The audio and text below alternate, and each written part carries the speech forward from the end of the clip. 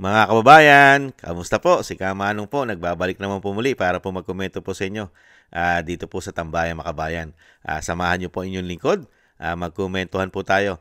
Magandang umaga po muna sa inyo, tanghali, hapon, gabi, at madaling araw po sa ating lahat. Umpisa na po natin mga kababayan. Ito po, komentuhan po natin itong si Congressman Sia Alonto Adyong. Talagang grabe rin po itong ipolitika ang ating Vice President.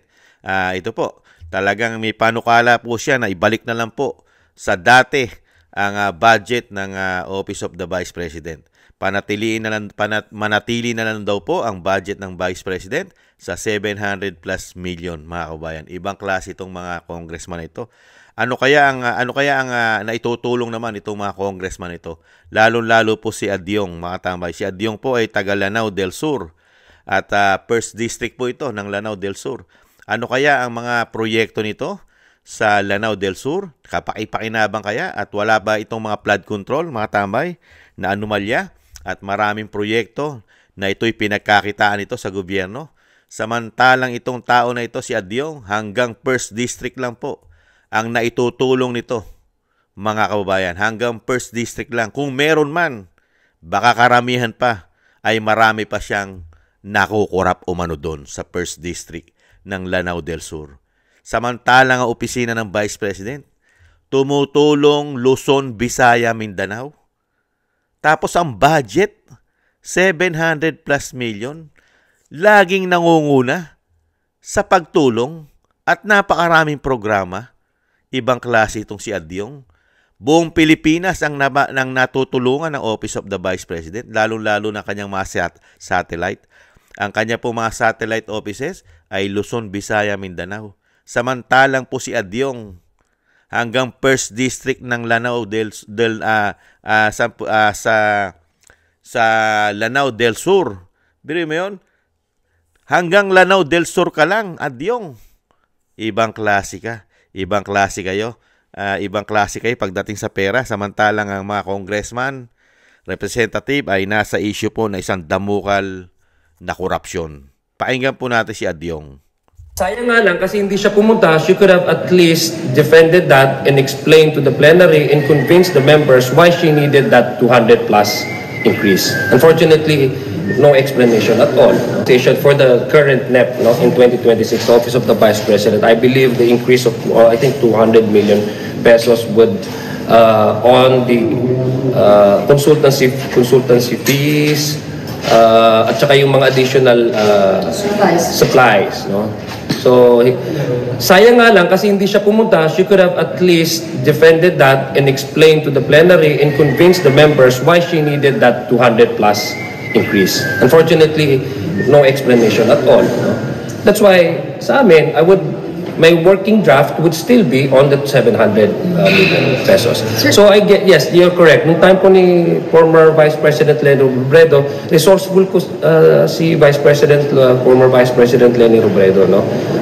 I think it also goes up with integrity and credibility of the person, di ba? Si Vice President Leni Robredo, because the trust rating of some of the NGOs and CSOs in private sectors are so high to a point that they are willing to cooperate, no, and assist the office para yung mga plano at mga programa ng kanyang opisina dati as Vice President ay may ma-implement niya ng maayos. Sir, has the House Committee on Appropriations discussed this issue and ano po yung general sentiment as of now?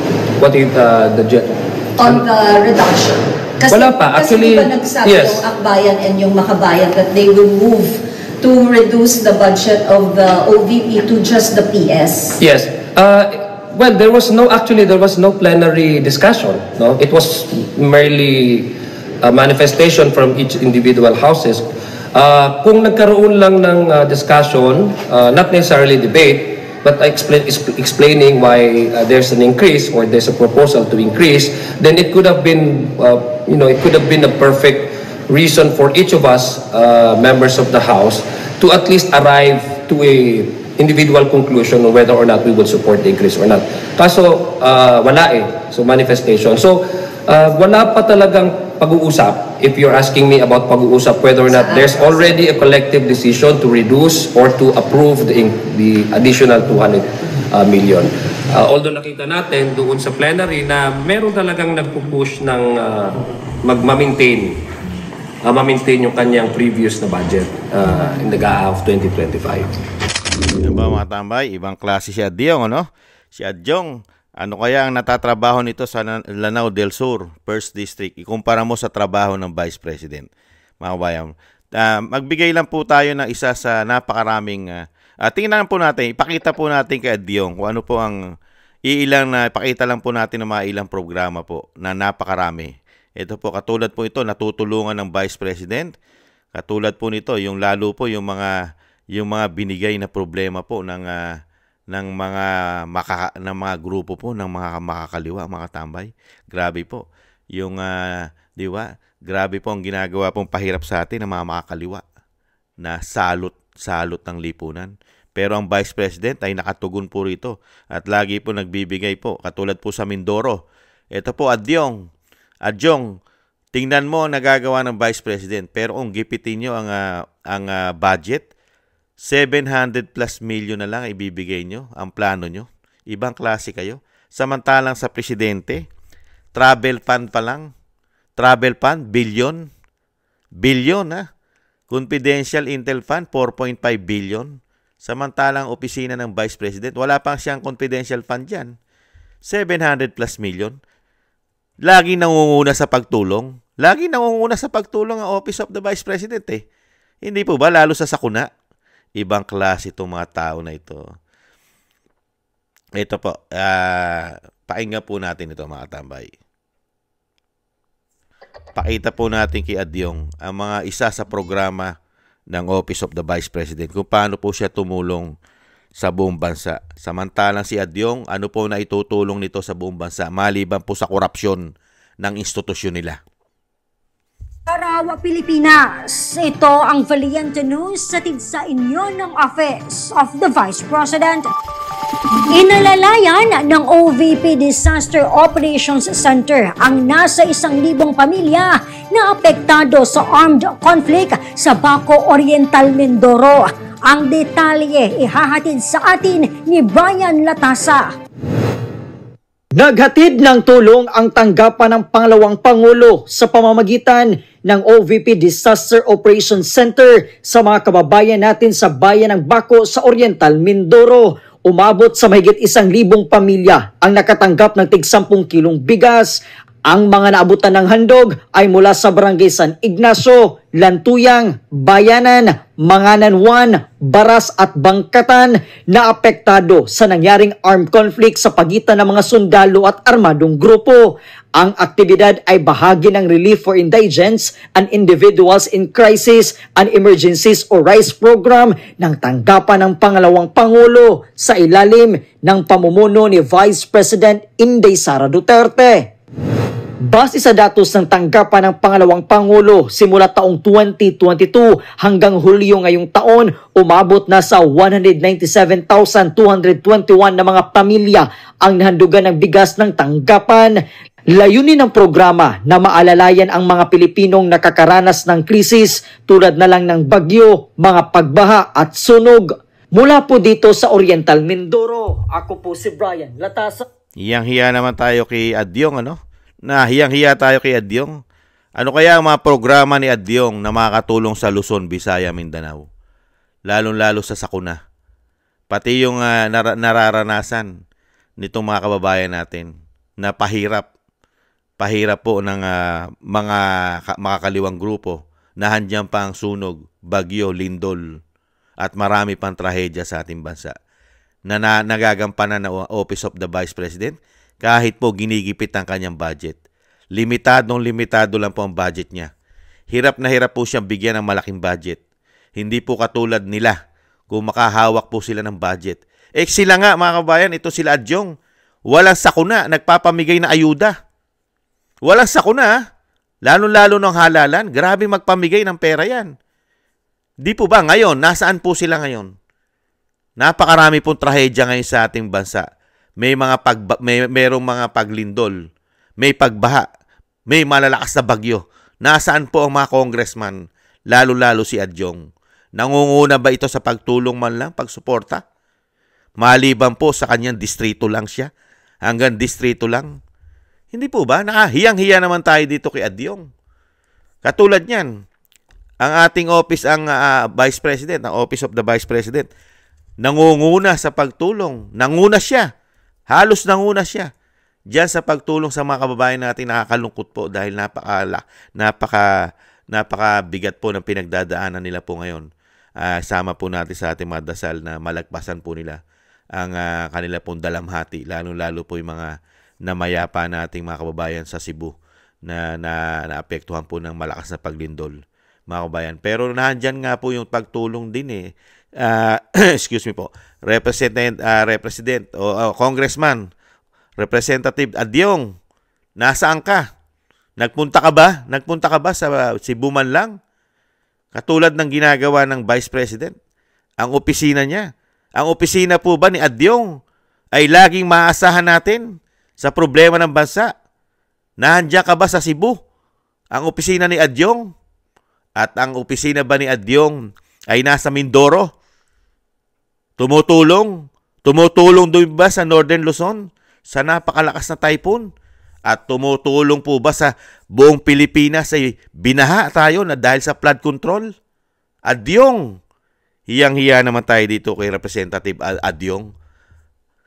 Hanggang Lanao del Sur ka lang. Pero kung gipitin mo yung tumutulong sa buong Pilipinas, grabe ka.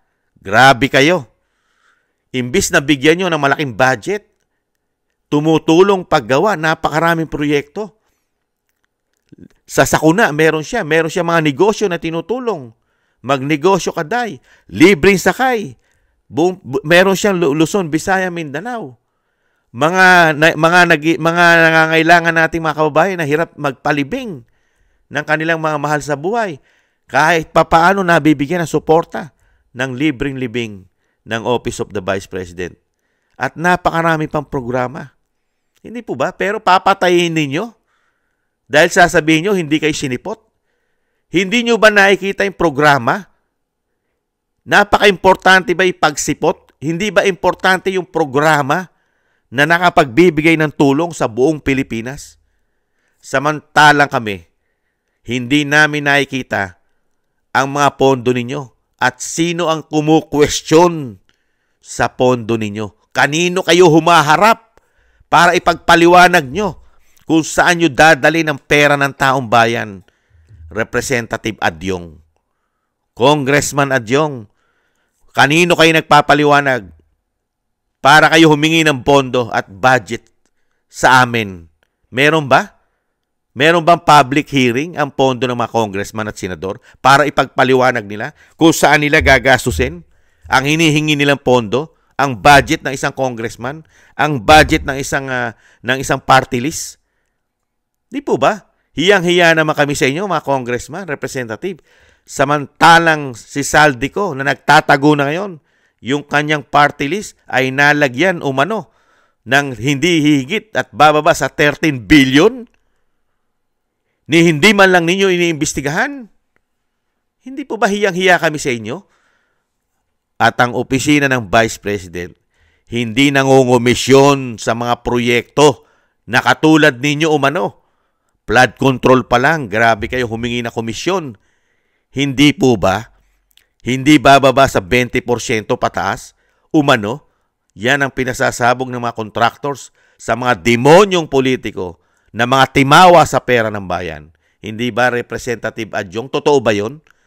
Yung sinasabi ng mga diskaya na grabe kayo humingi na komisyon? Kaya ang proyekto na binibigay nyo sa amin ay puro baha. Sira-sira. Ibang klase po itong mga congressman natin, mga tamay representative. Hanggang distrito lang po ito. Distrito. Grabe kayong politikahin. Grabe nyong gipitin ang opisina ng Vice President na lagi pong kauna-unahan at napakasipag magtrabaho kahit wala ang Vice President, pero yung kanyang Office of the Vice President nahandyan na agad yung mandato. Dahil nga po, yan ang kanila pong goal. Yan ang layunin nila. Lagi po silang maagap. hanggat maaari. Kaya nga naglagay ng satellite offices ang Vice President sa Luzon, Visayas, Mindanao para mabilis sila makapag-aksyon, umaksyon agad. Samantalang pagdating dito sa mga congressman katulad ni Adyong, ibang klase ka congressman Adyong. Mga kababayan ko, ano po ba ang maipagmamalaki ng congressman nyo dyan sa Lanao del Sur? Sa 1st District ng Lanao del Sur, ito po sa Mindanao. Sa Mindanao po ito, sa Lanao del Sur, 1st District. Si Adyong, mga kababayan ko sa Lanao, 1st District, ano po ang ipagmamalaki ng inyo pong congressman dyan sa inyo pong distrito? Kaya bang tapatan ni Adyong ang nagagawa ng mga Duterte?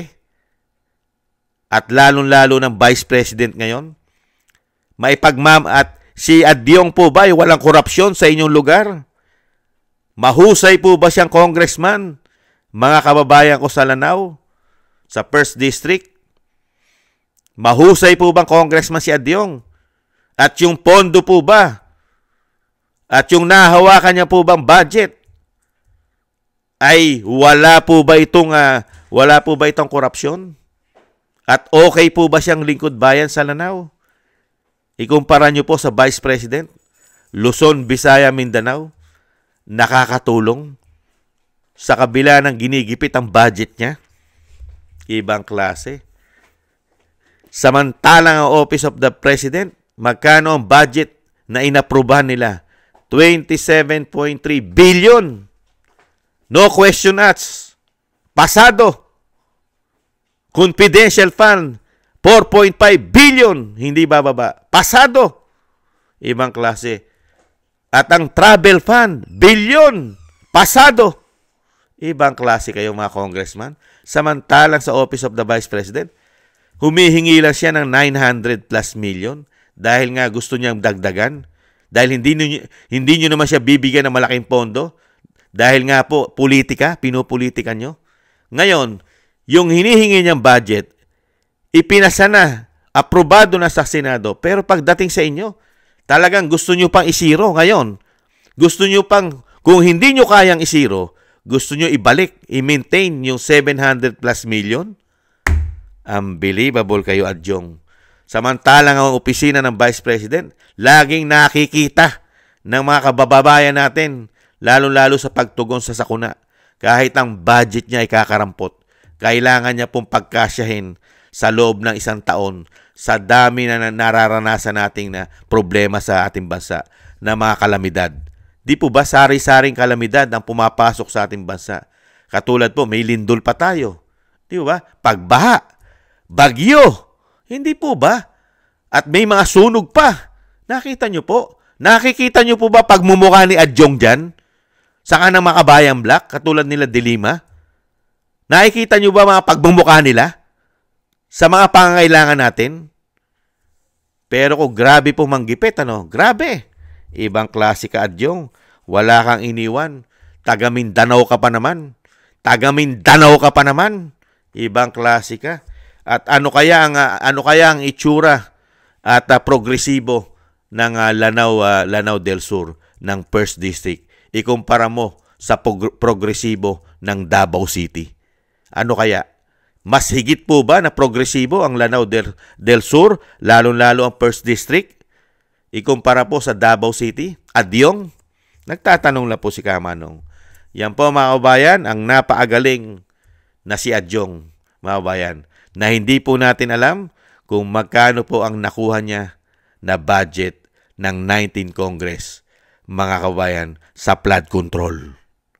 Magkano kaya, mga kabayan? At kailan kaya iimbestigahan, mga kabayan? Kailan naman kaya iimbestigahan ang Lanao del Sur, lalong-lalo po ang 1st District ni Adyong?